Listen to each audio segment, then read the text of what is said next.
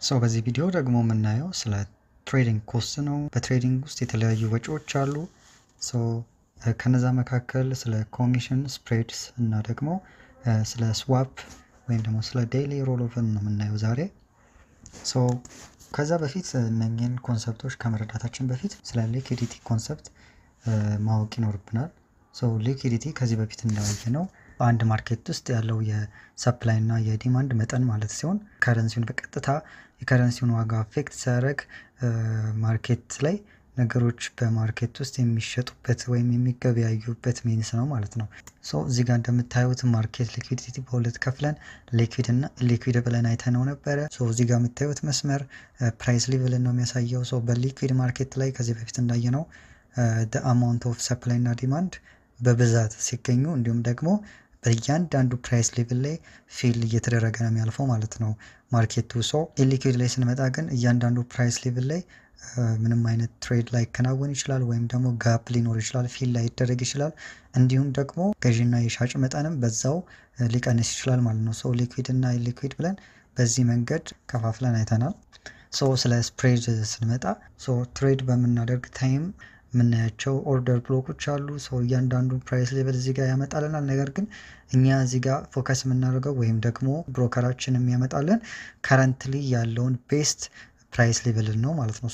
ፎከስ ማድረግ ያለብን ቤስት አስክ እና ቤስት ቢድ ላይ ነው ማለት ነው። አሁን ላይ ያለውን መሸጫና የመግዣ ዋጋውን ነው ማለት ነው።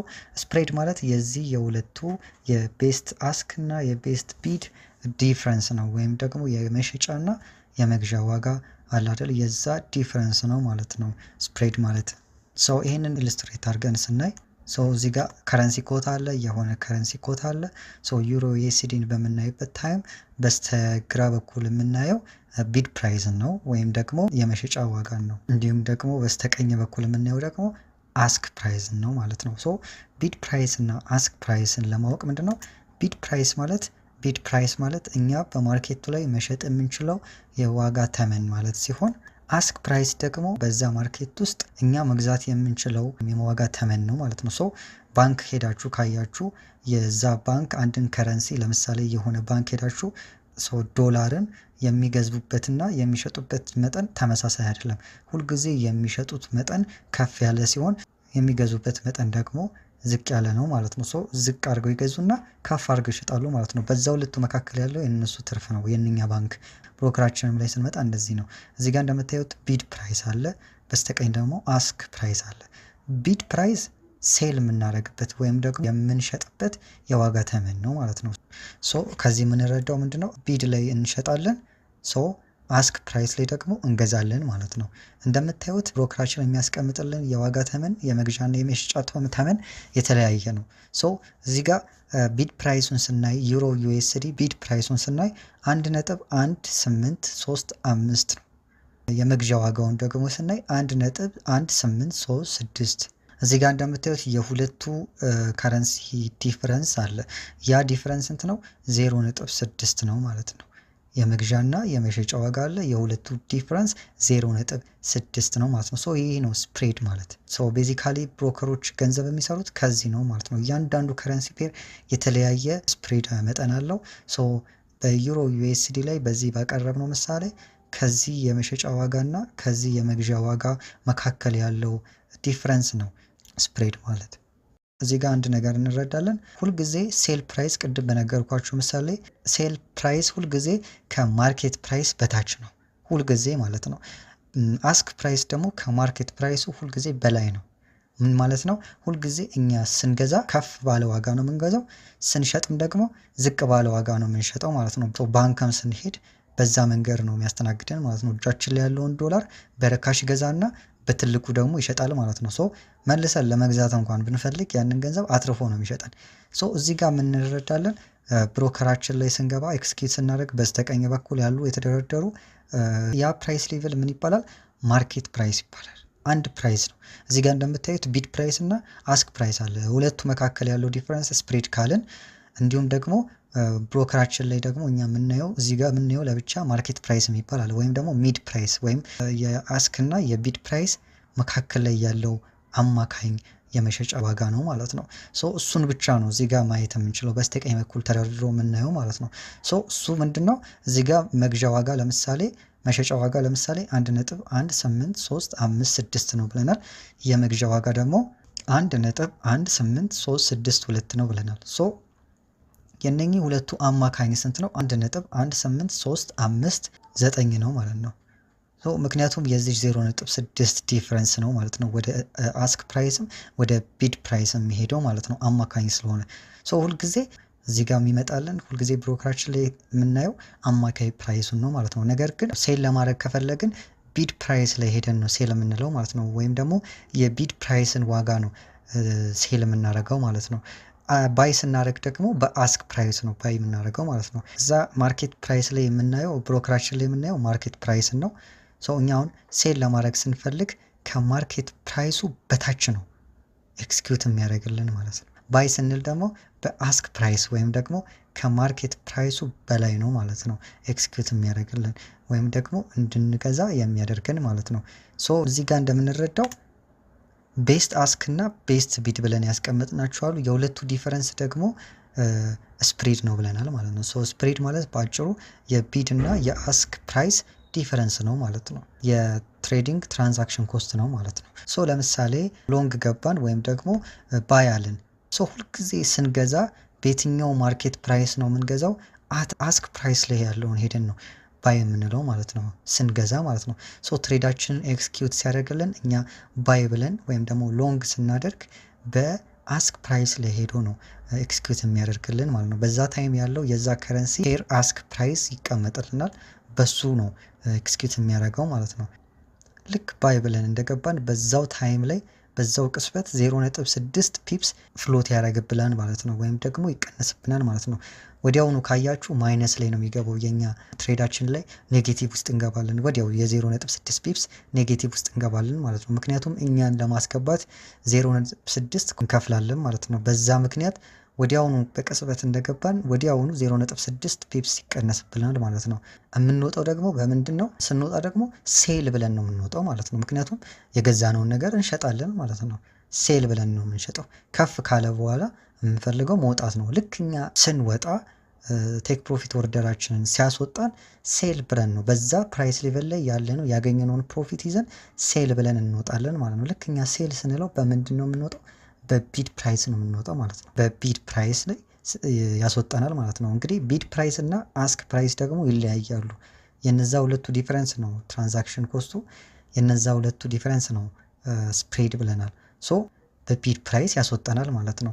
ሶ በዚህ አማካኝነት ነው ትሬዲንግ ላይ በዚህ ምክንያት ነው ልክ እንደገባን ሉዝ ላይ እንገባለን። ከዛ በኋላ ትሬዳችንን በፕሮፊት የሚሆን በሉዝ ስንዘጋ ደግሞ ሎንግ ላይ መጨረሻ ስንወጣ ቴክ ፕሮፊት ኦርደራችንን ሲነካለን ሴል አድርጎ ነው የሚወጣልን ማለት ነው። ሶ ሴል የምናደርገው ደግሞ በቢድ ፕራይስ ነው። ያ ቢድ ፕራይስ እዚህ የተቀመጠ ነው።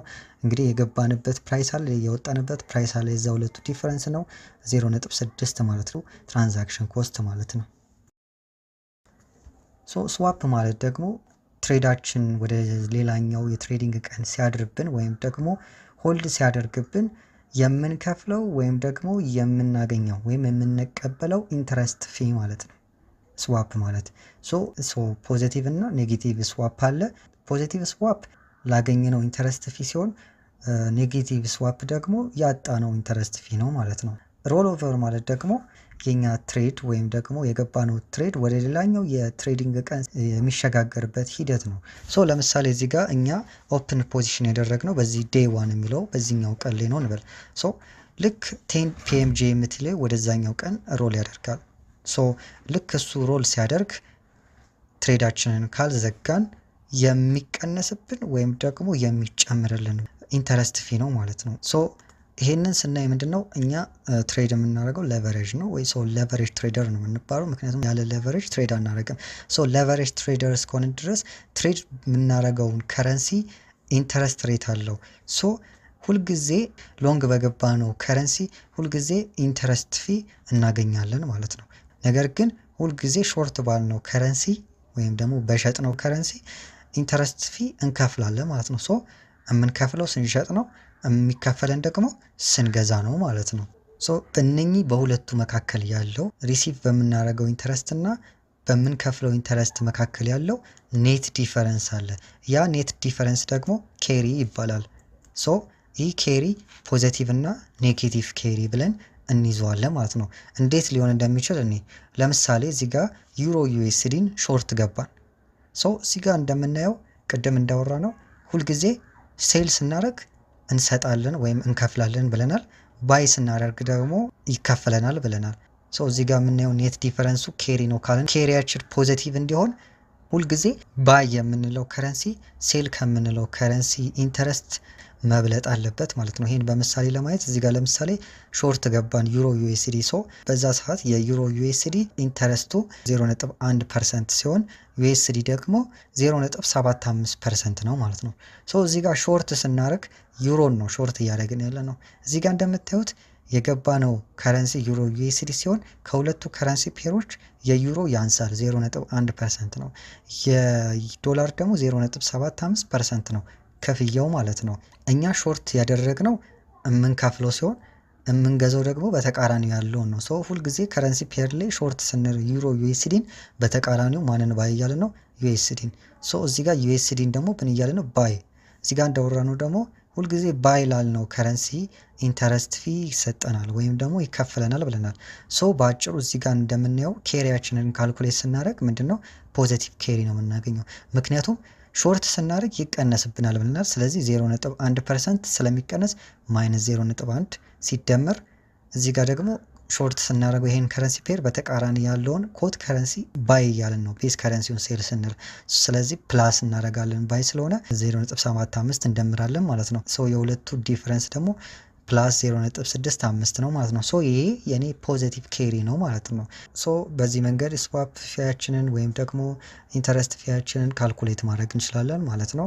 በዛ ታይም ባለው የከረንሲ ኢንተረስት ፊ ይመረኮዛል ማለት ነው። የተለያዩ ከረንሲዎች የተለያየ የኢንተረስት ፊ ነው የሚከፍሉት ማለት ነው። እዚሁ ጋር አያይዘን ለመናገር ከዚህ በፊት እንዳየ ነው ጋር ስፕሪድ ኢንተርቼንጀብል ነው ወይም ደግሞ የሚለዋወጥ ነው። ምክንያቱም ከረንሲው ቫሪ ያደርጋል፣ ዳይናሚክ ነው። ማርኬቱ ዳይናሚክ ስለሆነ በስፕሪድ ዲፔንድ የሚሆነው ከዚህ በፊት እንዳወራ ነው በሊኩዲቲ ነው። ከሊኩዲቲ ጋር ቀጥተኛ ግንኙነት አለው ብለናል። ሶ ሞር ሊኩድ ከሆነ የማርኬት በዛ ታይም ያሉ ሰፕላይ እና ዲማንዶች ይጨምራሉ ብለናል። እና እዛ ታይም ላይ ያሉ ሰፕላይ እና ዲማንዶች ከጨመሩ ደግሞ የምንከፍለው ስፕሬድ ደግሞ በዛው እያነሰ ይመጣል ወይም ደግሞ ሎወር እየሆነልን ይመጣል ማለት ነው። እዚህ ጋር ለመጥቀስ ሁልጊዜ ዳይሊ ሮሎቨር በሚያደርግ ታይም ላይ ብዙ ሰዎች ስዋፕ ፊ እንዳይከፍሉ ምን ይሆናሉ ብለናል? ይወጣሉ።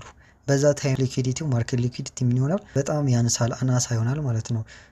በዛ ታይም አናሳ ከሆነ የዛ ከረንሲ ፔር ስፕሪዱ ምን ይሆናል? ይጨምራል ማለት ነው። ስፕሪዱ ዳይናሚክ ነው፣ ይጨምራል ይቀንሳል ማለት ነው። በዛ ታይም ትሬድ መግባት የለባችሁ ማለት ነው። ምክንያቱም በጣም ትልቅ አማውንት ኦፍ ስፕሪድ ስለሆነ ማለት ነው።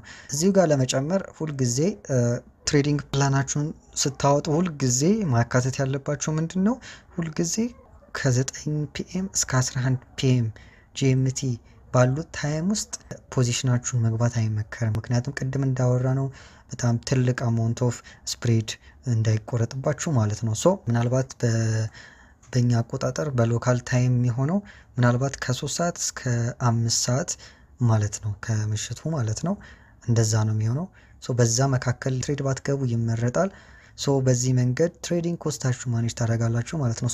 ስለ ኮሚሽን ደግሞ ስናወራ ኮሚሽን እንግዲህ ከስፕሬድ ጋር ምንድን ነው የሚለያየው? ብዙ ሰዎች መምረጥ ይቸገራሉ። ስፕሬድ ነው ኮሚሽን ነው አሪፍ ይላሉ።